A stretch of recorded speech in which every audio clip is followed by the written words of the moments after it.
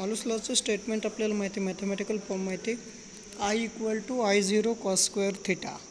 Here we consider three cases. First case is if theta is equal to pi by 2 or 3 pi by 2, म्हणजे थिटाची किंमत 90 degree असेल किंवा 270 degree असेल. Theta हा कोणामधला angle आहे, तर it is the angle between axis of polarizer and analyzer. Axis of polarizer and analyzer आपण पाहिलं मॉलस लॉमध्ये की या दोघांचा जो ॲक्सिस आहे यांच्यातला जो अँगल आहे त्याला थिटा म्हणतात. ओके, नेक्स्ट बघा.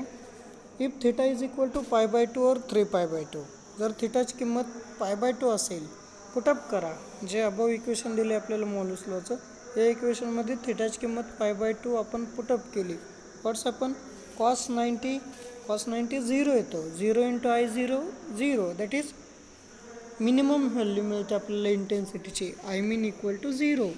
याचा अर्थ काय येतो की नॉर्मल लाईटपेक्षा इंटेन्सिटी कमी आली, याचा अर्थ लाईट ॲब्सॉर्ब झाली. आणि लाईट जर ॲब्सॉर्ब होत असेल, this light is polarize light. Second case, if cos theta equal to pi और 2 पाय, कॉस थिटाची किंमत पाय किंवा 2 पाय असेल तर काय होतं, येस कॉस पाय म्हणजेच किती 180. कॉस 180 -1 चा स्क्वेअर 1 येतो. 1 into I0 that is intensity is maximum. Intensity जर मॅक्झिमम येत असेल तर आपण तिथे सांगू शकतो light is not absorb, light absorb झालेली नाही. लाईट ॲब्सॉर्ब झाली नाही याचा अर्थ light is unpolarize. Okay, then another case, third case बघा काय. when unpolarized light is incident on analyzer, the intensity of light is 1/2 of incident light. त्यांनी सांगितलं की लाईट जर इन्सिडंट झाली, कशावरती इन्सिडंट झाली, लाईट जर इन्सिडंट झाली फक्त ॲनालायझरवरती. आता आपल्याला माहिती आहे डायग्राममध्ये आपण पाहिलं की दोघं असतात, पोलरायझर आणि ॲनालायझर.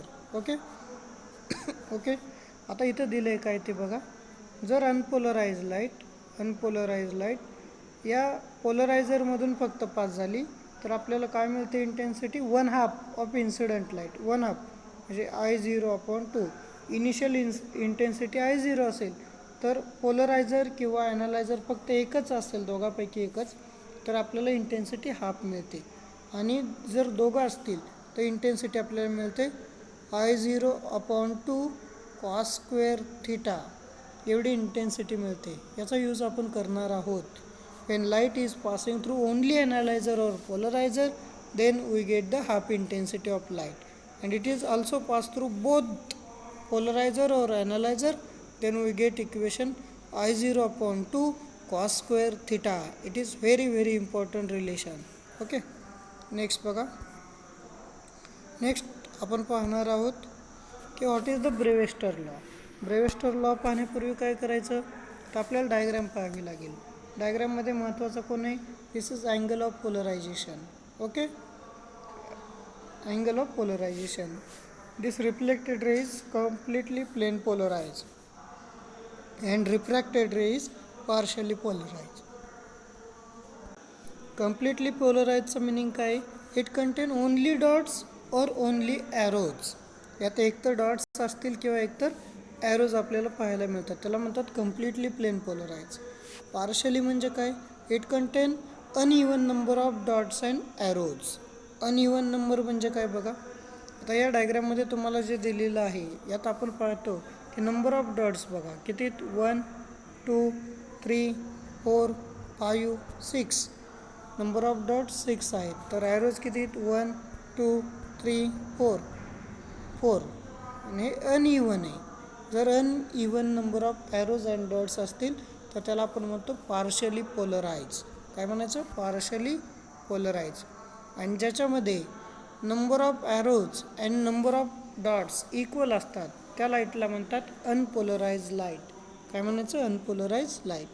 आता याचं आपण एक रिलेशन पाहिलं होतं किंवा डेफिनेशन आपल्याला माहिती. डेफिनेशन काय सांगितली होती, for a particular angle of incidence QB for which reflected wave is completely plane polarise.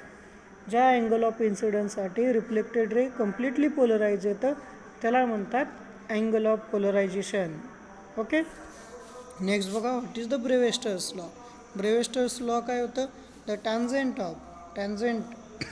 म्हणजे आपण म्यू न दाखवतो किंवा एन न दाखवतो, n equal to tan theta B येईल. Okay, the tangent of polarizing angle is equal to refractive index of refracting medium at which partial reflection takes place. Okay, partial reflection takes place. Okay, आता next बघा, हेच आपण कसं दाखवतो, theta B equal to, त्याच्यावरूनच हा equation मिळतं आपल्याला. काय आपण आता पाहिलं, म्यू इक्वल टू काय पाहिलं होतं, टॅन थिटा बी.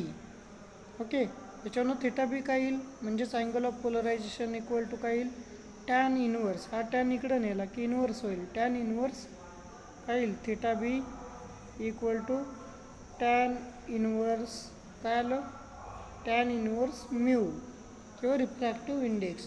आता इथं जर आपण दोन मिडियम कन्सिडर केलं तर ते कसं येईल, N2/N1, म्हणजेच काय आलं, theta B equal to tan inverse N2/N1, जे काही रिलेशन इथं दिलेलं आहे.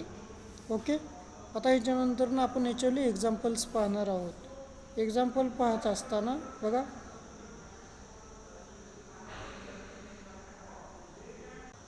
फर्स्ट एक्झाम्पल बघा, ब्रेवेस्टर्स लॉवरती आहे, जे आपण आता सॉल्व करणार आहोत. ओके, फर्स्ट एक्झाम्पल काय दिले, the angle of incidence at which reflected ray is completely किंवा टोटली पोलराइज फॉर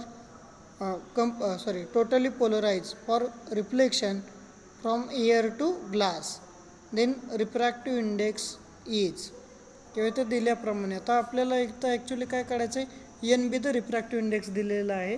आता या ठिकाणी आपल्याला काय काढायचं आहे, what is the angle of incidence, म्हणजे क्यू बी काढायचं आहे. ओके, ही डायग्रॅम दिलेली आहे, क्यू बी दिलेलं आहे या डायग्रॅममध्ये. तर आपण आत्ताच पाहिलं की what is the relation between mu म्हणजेच refractive index and angle of polarization, जे की आपण आता लास्ट स्लाईडमध्ये पाहिलं. काय होतं ते, it is equal to Q B equal to काय आलं होतं, क्यू बी इक्वल टू किंवा जनरल इक्वेशन काय आहे ब्रेवेस्टर लॉचं, म्यू इक्वल टू काय, टॅन क्यू बी. याच्यानं फायनली आपण सांगू शकतो डायरेक्टली, किंवा याचं ॲन्सर जर पाहायचं असेल तर ॲन्सर असं येतं बघा. आपल्याला हे तर माहिती, जर ब्रेवेस्टर लॉ असेल तर तिथं काय असतं, अँगल बिटवीन, अँगल कोणामधला अँगल, या डायग्रामवरून बघा की हा अँगल क्यू बी असेल, हा अँगल क्यू बी, हा पण किती येतो, क्यू बीच येतो, कारण अकॉर्डिंग टू लॉ ऑफ रिफ्लेक्शनचे लॉ दोन्ही अँगल सेम असतात. नेक्स्ट हा अँगल किती येईल, 90 डिग्री असतो. Reflected ray and refracted ray is perpendicular to each other, आणि हा क्यू आर असतो, क्यू आर. ओके, जर हा 90 डिग्री असेल तर हे दोघं किती येईल, Q B plus Q R किती येईल, ऑब्वियसली किती येतो तो, 90 डिग्री येतो, 90. तेच आपण इथं दिलेलं आहे, Q B plus Q R is equal to 90 degree. But according to Snell's law काय सांगतो आपल्याला, की refractive index is equal to sine I upon sine R, म्हणजेच angle of incidence upon angle of refraction असतो. आता इथं पाहिलं आपण, साईन आय कशानं दाखवलेलं आहे, आयची किंमत अँगल ऑफ इन्सिडन्स क्यू बीन दाखवला आहे, अँड साईन आर कशानं, क्यू आरनं. ओके, नेक्स्ट आता हे आहे असं घेतलं आपण, म्यू इक्वल टू किंवा N equal to sine theta B आहे असं घेतलं. नेक्स्ट बघा, थिटा आरची किंमत आपण पुटअप केली, थिटा आरची किंमत काय येईल, येस, थिटा आरची किंमत या इक्वेशनवरून काय येईल, theta R equal to 90 minus Q B, हे पुटअप केलं आपण या ठिकाणी, 90 minus Q B. Sine 90 minus theta काय येतं, कॉस येतं, कॉस. मग इथं काय आलं, N equal to sine theta B upon cos theta B, that is tan theta B. Okay, आता थिटा बी काढायचं आहे, टॅन आपण इकडे घेतला तर व्हॉट्स आपण, tan inverse theta B is equal to tan inverse N येईल, आणि दिस इज ॲन्सर. हे ॲन्सर असणार आहे आपलं पहिल्या इक्वेशनचं किंवा पहिल्या एक्झाम्पलचं. इथं दिलेलं असेल बघा, दॅट इज ऑप्शन नंबर कितवा option D, tan inverse N किंवा टॅन इनवर्स म्यू म्हणतात त्यालाच. हे पहिलं एक्झाम्पल झालं. सेकंड एक्झाम्पल बघा, मॉलूस लॉवरती आहे. When an unpolarise light of intensity I0 एवढी इंटेन्सिटी असलेला unpolarise light is incident on polarising sheet, the intensity of light which goes get transmitted is. त्यांनी या ठिकाणी काय सांगितलं, जर अनपोलराइज लाईट पोलरायझरवरती एकाच सीटवरती कुठल्या तरी, म्हणजे पोलरायझर असेल किंवा ॲनालायझर असेल, या दोघांपैकी एकाच सीटवरती इन्सिडंट झाली तर ट्रान्समिट होणारी लाईटची इंटेन्सिटी किती असेल. आपल्याला ऑब्वियसली माहिती, आपण थर्ड केस स्टडी केली. थर्ड केस काय होती, when unpolarise light is passing through polariser और analyser we get the half intensity of incident light. जर अनपोलराइज लाईट एखाद्या पोलरायझरमधून किंवा ॲनालायझरमधून पास झाली तर आपल्याला काय मिळते, हाफ इंटेन्सिटी मिळते तिथं, हाफ इंटेन्सिटी. मग इथं पण काय मिळेल, तर फर्स्ट ऑप्शन बघा, फर्स्ट ऑप्शन काय सांगितलं आहे आपल्याला, तर first option is I0, second is 0, third is I0/2 आणि fourth is I0/4. The correct answer is काय असेल हो, correct answer according to Malus लॉनुसार काय येईल, unpolarise light is passing through polariser we get half intensity of initial value. बरोबर ना, half intensity मिळेल. म्हणून आपण सांगितलं इथं according to third case, Wien unpolarise light is incident on analyser और polariser, the intensity of light is 1/2 of incident light. म्हणजेच answer आलं I=I0/2. सिम्पल आन्सर होता. ओके, हे क्वेश्चन विचारलेले आहेत नीट किंवा CETला. नेक्स्ट त्यानंतर बघा, थर्ड क्वेश्चन बघा, a beam of unpolarise light of intensity I0 is pass through a polaroids A and through the B. म्हणजे ए आणि बी या दोन पोलराइड्समधून I0 एवढी इंटेन्सिटी असलेली लाईट पास झाली, which is oriented, it makes an angle 45 degree. आणि तिथं जो अँगल आहे पोलरायझर आणि ॲनालायझर यांच्यातला अँगल 45 डिग्रीचा आहे.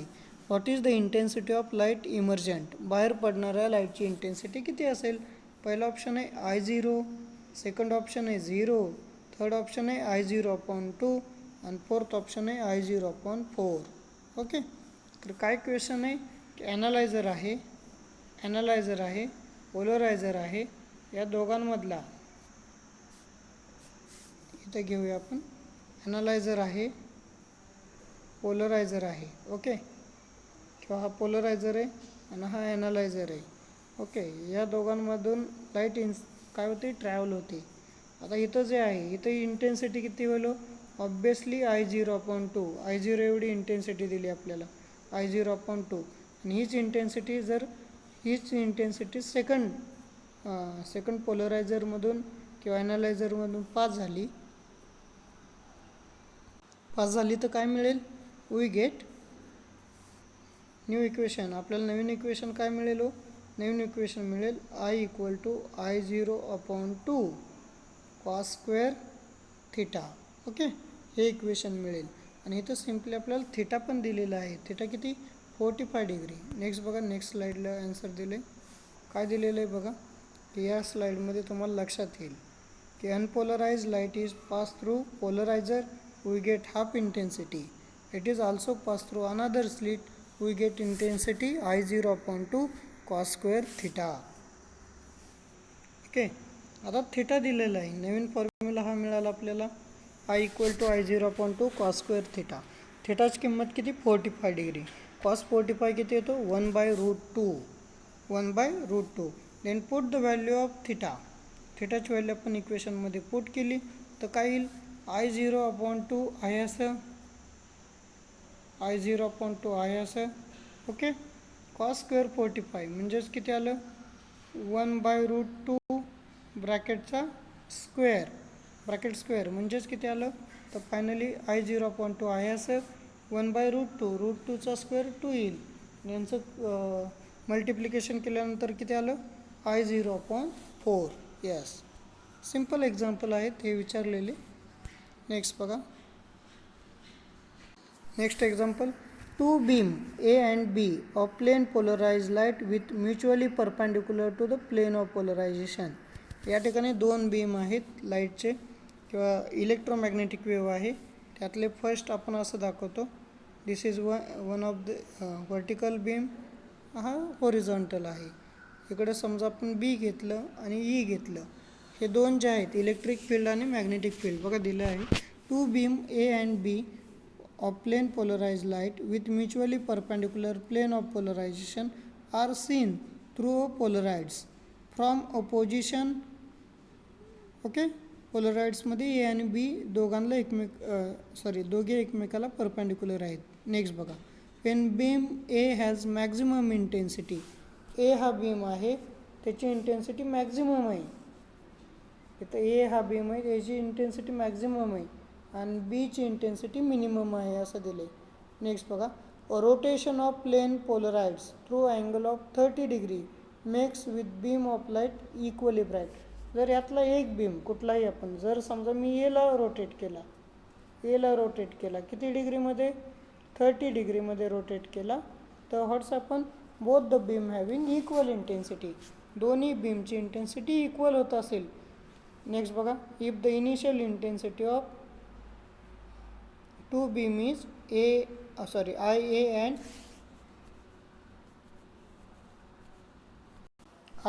and IB respectively, then ratio of IA upon IB is.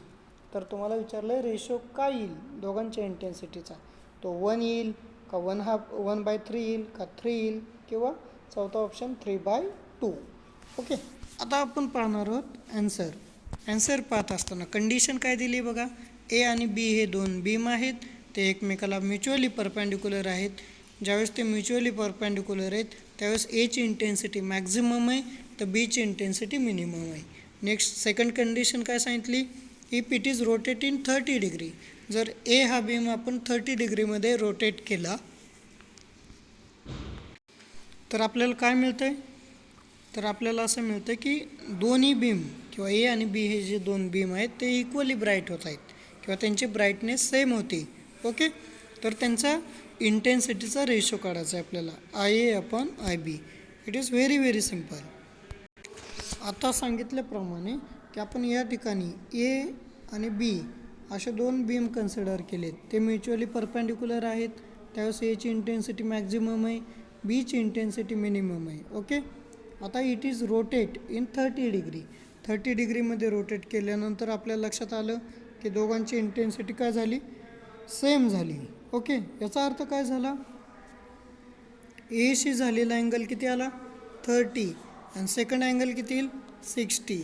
Then according to Malus लॉनुसार काय येईल, I0 = cos² θ = I किंवा I = I0 cos² θ. आता याची कंपॅरिझन केली तर काय येईल, I1 cos² θ1 is equal to I2 cos² θ2. कारण दोन्ही इंटेन्सिटी काय येणार आहे त्या कंडिशनला इक्वल. याचा अर्थ असा होतो I1 cos² 30, पहिला अँगल 30 घेतला, जर पहिला 30 असेल तर ऑब्वियसली सेकंड 60 असतो कारण टोटल 90 आली पाहिजे. मग काय येईल, हे असं येईल. नेक्स्ट बघा, I1 आहे असा cos² 30 म्हणजे काय, √3/2 त्याचा स्क्वेअर घेतला तर 3/4 येतो. ओके, इज इक्वल टू काय येईल, I2 आहे असा cos² 60 1/2 येतो आणि त्याचा स्क्वेअर केला तर 1/4. ओके, 4 गेट कॅन्सल, काय राहिलं 3I1 is equal to I2. Okay, आणि फायनली आन्सर काय मिळेल आपल्याला, I1/I2 is equal to 1/3. Correct answer is, लक्षात येते ना. इथं पहा, परत एकदा पहा की काय येईल, हे जे आहे हे असं येईल, I1 cos² 30 is equal to I2 cos² 60. हे आन्सर एवढं. cos² 30ची किंमत √3/2 असतं, त्याचा स्क्वेअर केलं तर 3/4 येतो. cos 60 1/2 येतो, 1/2चा स्क्वेअर 1/4. नंतर 4 काय केला, कॅन्सल केला. इथं राहिलं काय, 3I1 is equal to I2. Finally काय केलं आपण, हे असं आलं होतं 3i1 is equal to I2. Okay, I1 upon I2 हा रेशो आपल्याला पाहिजे. I1 upon I2 is equal to 1/3. This is final answer. Next question पाहायचा आहे आपल्याला. Light is incident at an angle theta B. Theta B एवढ्या light incident होती अँगलमध्ये on glass slab. The reflected ray is completely polarized. The angle of refraction is. पहिला option आहे 90 minus theta B. Second is theta B. Next third option आहे 180 minus theta बी. आणि चौथा option आहे 90 plus theta बी. आता या ठिकाणी आपण पाहिलं की इथं जर डायग्रॅम पाहिली, डायग्रॅममध्ये काय येईल बघा. डायग्रॅममध्ये काय येईल, आता या डायग्रॅममध्ये लक्षात येईल तुम्हाला की त्यांनी आपल्याला काय विचारलं. Light is incident at an angle theta B. Theta B एवढ्या अँगलमध्ये लाईट काय होती, इन्सिडंट होती on glass slab. The reflected ray is completely polarise. याचा अर्थ अँगल ऑफ इन्सिडन्स याच्यातला जो अँगल आहे रिफ्लेक्टेड आणि रिफ्रॅक्टेड रेमधला अँगल 90 डिग्री असतो, हे पण माहिती असू द्या. Next the angle of refraction is, म्हणजे आरची किंमत काढायची आपल्याला. थिटा आरची किंमत काढायची आपल्याला. थिटा आरची किंमत काय येईल तर त्यांनी विचारले. आता जर हा अँगल 90 असेल, कारण कम्प्लिटली प्लेन पोलराइज आहे, याचा अर्थ अँगल 90 असतो. हा 90, तर हा किती येईल, theta B according to law of रिफ्लेक्शनच्या लॉनुसार. आणि हा थिटा आर आहे. ओके, मग थिटा आर इक्वल टू किती येईल, theta R plus theta B is equal to 90. याचा अर्थ काय, theta R equal to 90 minus theta B. 90 minus theta B एवढा आन्सर येईल. ओके, आहे का ऑप्शन इथं 90 मायनस थिटा बी? येस आहे. कुठला option, option A. Correct answer is option A. Next question काय, for given medium the speed of light and polarising angle are phi. Speed of light फीनं दाखवलेलं आहे and I P respectively. Speed of light फीनं दाखवलं आहे, तर पोलरायझिंग angle काय दाखवला आहे, आय पीनं दाखवला आहे. The Brewster law will be. आता या ठिकाणी पहिला ऑप्शन काय, phi sine I P equal to C cos I P. पहिला ऑप्शन. दुसरा ऑप्शन काय, phi cos I P equal to C sine I P. तिसरा ऑप्शन काय, C equal to V cot I P. आणि चौथा ऑप्शन आहे phi equal to C cos I P. आता सिम्पल, इथं आपण लास्ट इक्वेशन पाहिलं असेल. लास्ट इक्वेशन काय होतं ब्रेवेस्टर लॉचं, की आपण असं पाहिलं काय, refractive index equal to tan I P किंवा टॅन आय पी असतं, अँगल ऑफ इन्सिडन्स किंवा पोलरायझिंग अँगल म्हणतात आय पीला. ओके, याच्यावरूनच तुम्ही असं लिहू शकता का, टॅन म्हणजेच काय, कॉस आय पी का साईन आय पी. यस, काय असतं, sine I P. Refractive index equal to sine I P upon cos I P. What's happen, sine I P upon cos I P. Okay, हे झालं एक relation. आणि दुसरंच काय, दुसरं रिलेशन काय, तर रिफ्रॅक्टिव्ह इंडेक्स इक्वल टू, जे की इथं दिलं आहे बघा नेक्स्ट स्लाईडमध्ये तेच आहे. तर दोन रिलेशन आहेत, त्यातलं पहिलं आपल्याला हे माहिती, mu equal to tan I P. Okay, that is equal to tan म्हणजेच काय, sine I P upon cos I P. And second equation mu equal to C upon V. म्हणजे म्यूची दोन इक्वेशन मिळाली, एक sine I P upon cos I P and another is C upon V. यांचं जर cross multiplication घेतलं तर आपल्याला काय मिळेल, phi sine I P. Phi sine I P equal to C cos I P. Okay, next बघा. Next काय, ordinary light incident on a glass slab at an angle of polarization suffers angle of deviation 24 degree. त्यांनी सांगितलं ordinary light incident झाली त्यावेळेस angle of deviation 24 degree आला. The value of angle of incidence is. तर angle of इन्सिडन्सची value किती असेल, first option 24 degree, 57 degree, 28.5 degree and last option is 48 degree. याचा अर्थ काय होतो ते बघा आधी. याचा अर्थ असा होतो की या ठिकाणी तुम्हाला एक डायग्राम ड्रॉ केलेली आहे. This is refracting surface, this is angle of incidence, this is normal, this is reflected ray. Okay, next काय असतं अजून, this is refracted ray, refracted, this is original path. Original path आणि refracted ray यांच्यातला जो angle असतो त्याला म्हणतात angle of deviation आणि हा अँगल ऑफ रिफ्रॅक्शन. ओके, आता याच्यानंतर ना काय करणार आहोत आपण,